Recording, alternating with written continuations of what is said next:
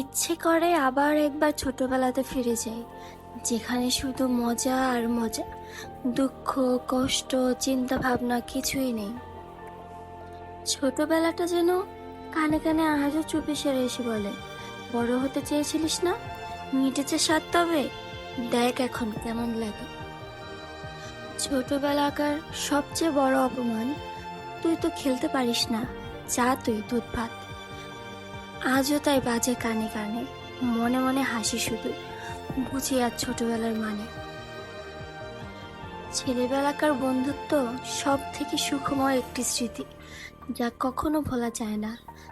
তা অটুট থাকে ভালোবাসা ও বিশ্বাসের বন্ধনে। নিজের ছোটবেলার গল্প শোনার থেকে আনন্দদায়ক আর কিছুই হতে পারে না। মা যখন আমার ছোটবেলার গল্প বলে, গালে হাত দিয়ে বসে পড়ি শোনার জন্য।